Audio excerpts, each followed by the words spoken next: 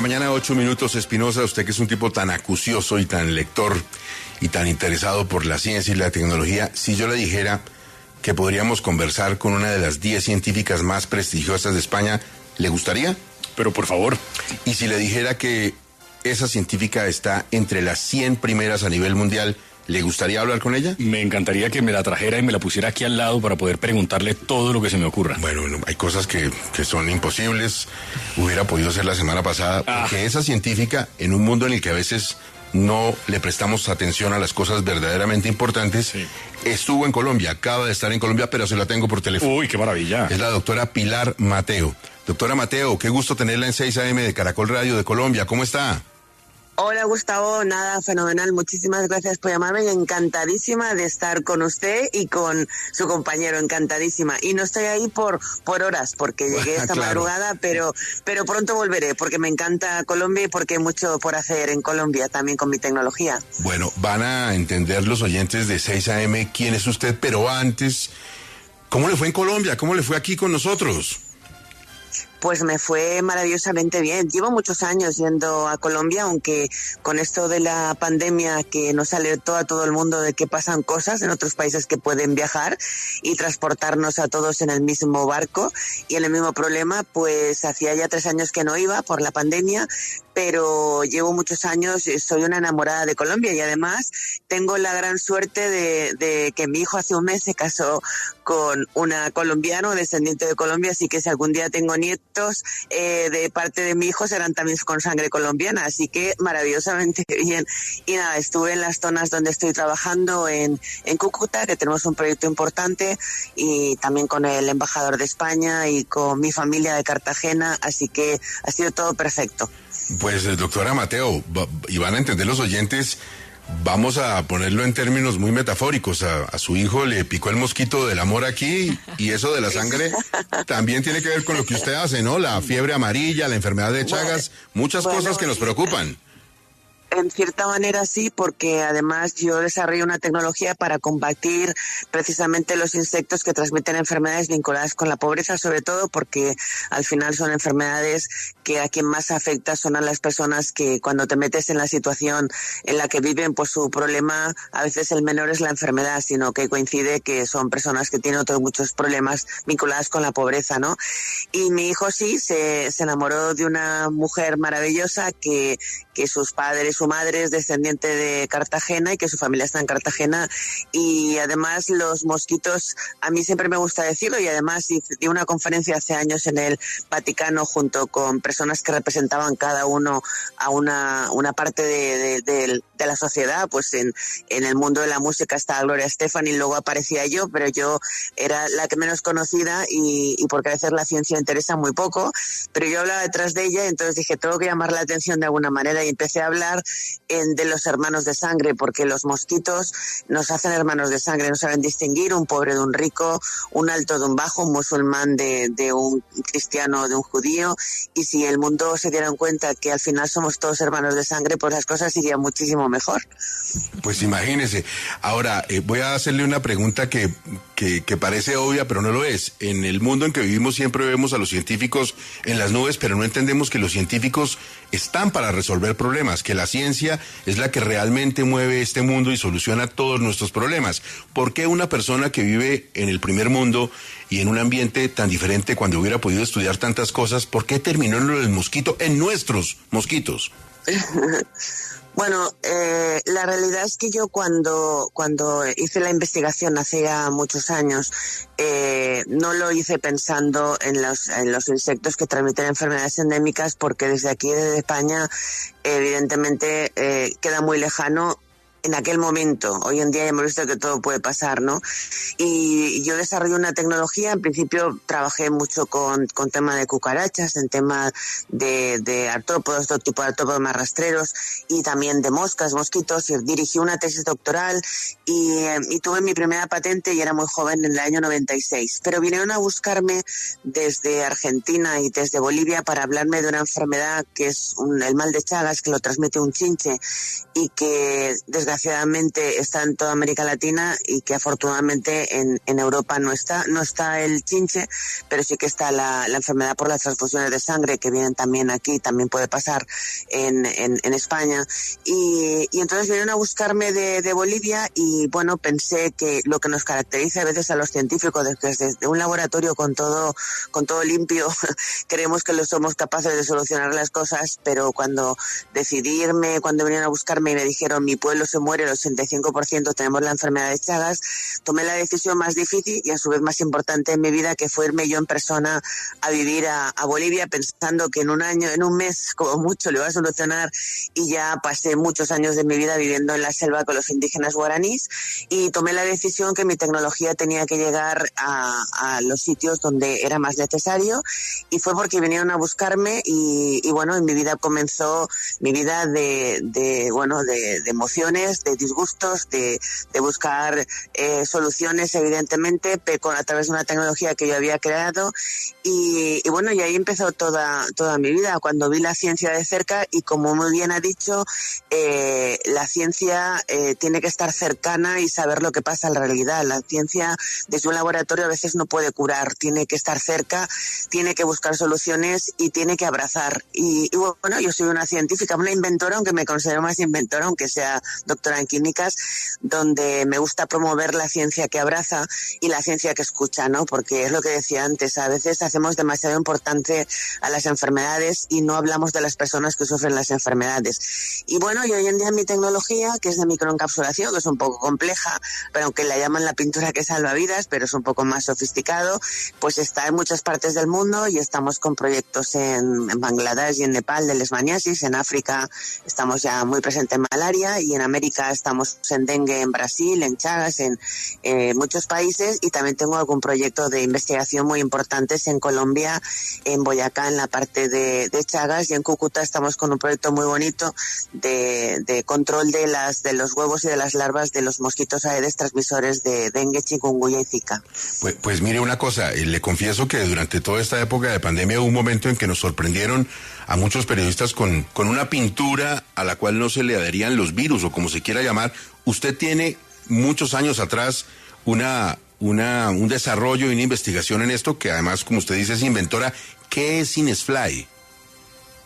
Bueno, Inesfly es una tecnología de microencapsulación polimérica, es decir, yo utilicé en su momento un cuerpo grande como es la pintura para vehiculizar los biocidas que pueden conseguir controlar diferentes insectos, y lo más importante es que había conseguido un tamaño de partícula muy pequeño en microcápsulas y también que no interaccionasen entre sí estas microcápsulas, de tal manera es que con la misma tecnología podía controlar todo el ciclo biológico de los insectos.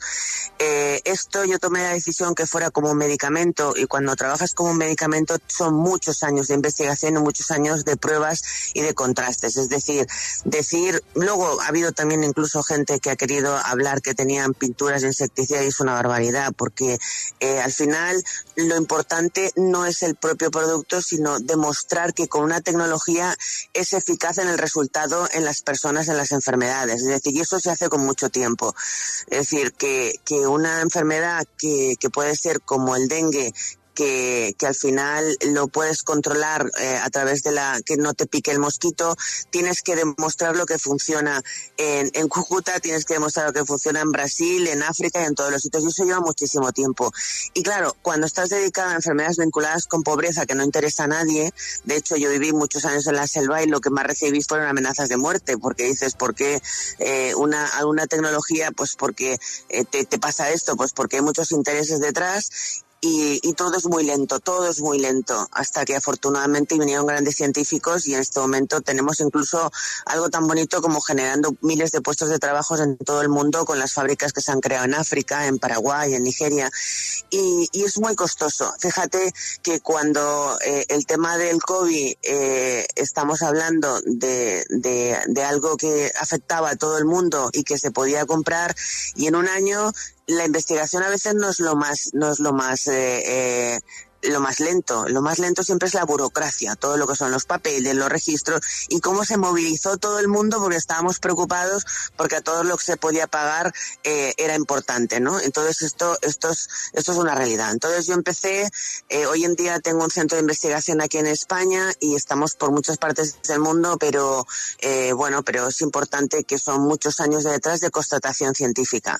Y como decía antes, yo soy una científica pragmática desde la observación de la realidad. Yo creo, como la mayoría de las mujeres que hemos sido inventoras a lo largo de la historia, que tenemos una implicación muy, muy fuerte de buscando siempre soluciones. Y yo siempre digo que al final las mujeres, ya aunque no sean inventoras de la ciencia, siempre estamos inventando cosas. Tenemos una capacidad tremenda de creatividad para buscar soluciones. Pero bueno, en mi caso, evidentemente, en el mundo de la ciencia, y bueno, empecé con mi primera patente en el año 96 y ahora pues tengo aproximadamente 7 u 8 familias de patentes en más de 100 países en todo el mundo. Y ya todo vinculado siempre en buscar soluciones vinculadas con las enfermedades. Pero sí que es muy importante que a veces hay mucha gente que habla y dice, tengo una cosa, eso hay que demostrarlo. Y la ciencia necesita tiempo, ¿no? Y bueno, y es muy importante. Y luego también saber que a veces se levantan muchas personas por la mañana que creen pueden tener una solución. Y si tú hablas de virus o de bacterias o de parásitos o de insectos, tienes que estar con expertos que saben precisamente de esos virus, de esos parásitos y esos expertos. Y saber también, cuando el COVID también hubo muchas personas que pensaban que estaban inventando cosas cuando era un virus respiratorio. Entonces hay que saber que no es lo mismo una bacteria que un virus respiratorio, que muchas cosas. Yo tuve la ocasión de hacer una serie de televisión para History Channel que di la vuelta al mundo buscando enfermedades, buscando soluciones, y estuve en Boyacá precisamente haciendo toda la parte de la serie de leishmaniasis, de dengue, de Zika, pero también estuve en Liberia, en Monrovia, en la crisis del ébola, estuvimos grabando allí.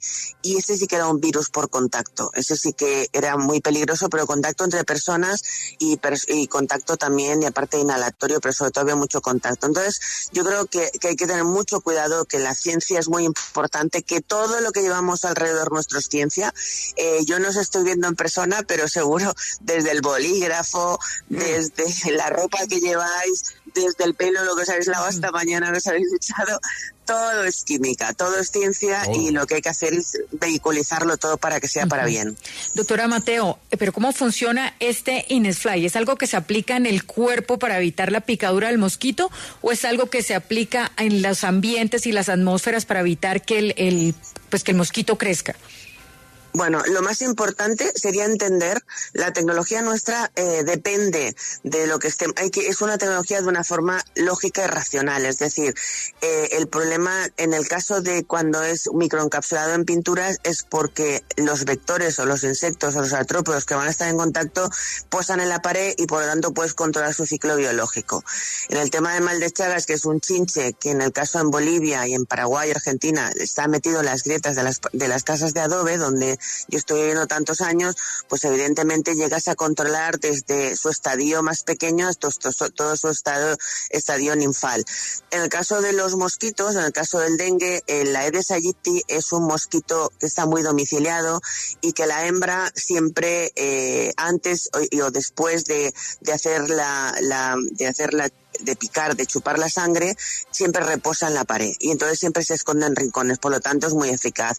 Pero también tenemos tecnologías que hemos sacado nuevas dentro de esas patentes, y hay una que es muy económica porque al final cuando hay un problema muy grave hay que buscar soluciones más sencillas, y es la que estamos haciendo en Cúcuta. En Cúcuta, en las zonas más deprimidas, había este año pasado, tal vez porque las autoridades han estado más pendientes de estar pensando cómo hacerlo del COVID, que se han despistado un poco a veces con lo del dengue, y porque muchas veces se confunden los síntomas del dengue con el COVID, y ha habido un problema muy grave en muchas zonas no solamente de Colombia, sino en muchos países donde existe la presencia de este arbovirosis. Y entonces allí vieron que, claro, no puedes estar pintando todas las casas porque resulta económicamente es inviable y muy largo el tiempo. Entonces vieron que el gran problema estaba en los tanques de almacenamiento de agua donde limpian, porque a este mosquito le gusta el agua limpia.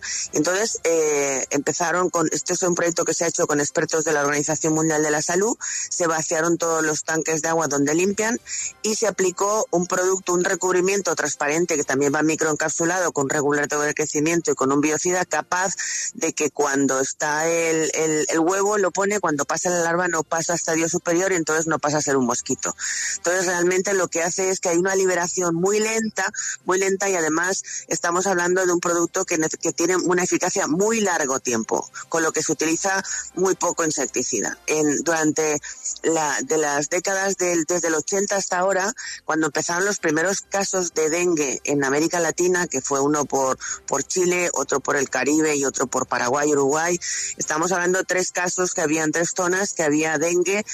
Durante todas estas décadas se han gastado miles y miles de millones de dólares en insecticidas y miles de litros en insecticida, y la realidad es que en este momento el mismo mosquito transmite ya 3 virus importantes, como el dengue, el chikungunya y el zika. Esto quiere decir que no es una cuestión de fumigar, es una cuestión de hacer las cosas bien y de una forma racional.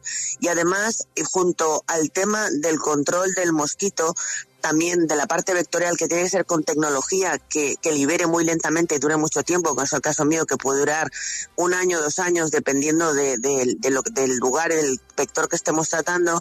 Tan importante como es eso, es la parte clínica, es decir, una persona que tiene un virus tiene que meterse en la cama, igual que han hecho con el COVID y todo el mundo lo han aprendido, que hay que estar en la cama y hay que estar separado del resto de la gente para no contagiar. Y otra parte que ha habido también muy importante y que se debe entender es la educación.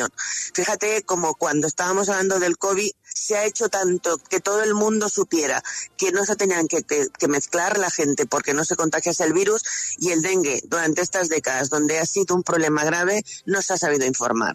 Y eso es lo que hay que hacer, o sea, tecnologías como la mía, que afortunadamente lo importante es esa liberación lenta de vehiculizando a través de las microcápsulas de ese cuerpo grande, que son los polímeros, en el caso de pinturas, o en el caso que también tenemos productos para utilizarlo en tejidos, o depende de la enfermedad que estemos tratando. Estamos la parte clínica, una persona se tiene que aislar y tiene que meterse en la cama, tomarse un paracetamol o lo que le receta el médico, porque el virus acaba desapareciendo, a no ser que tenga una complicación, que es cuando vas al hospital, y la parte de educación en higiene y en salud, que es fundamental.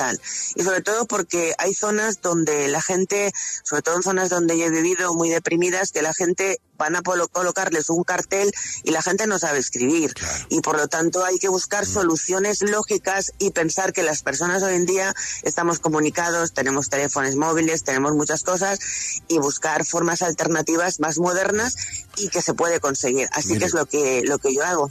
Mire, doctora, a mí me pasó lo mismo que a su hijo.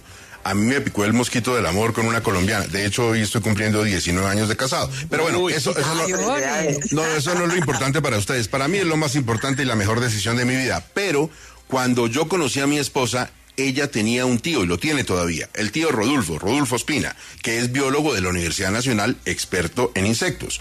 Y cuando yo lo conocí, en las reuniones familiares nadie hablaba con él de ese tema porque es repugnante en una reunión familiar, además comiéndose el arroz con pollo, hablando de los insectos, pero a mí me pareció muy interesante y apasionante, y le voy a hacer 3 preguntas muy concretas que le hice a él en su momento. ¿Se anima?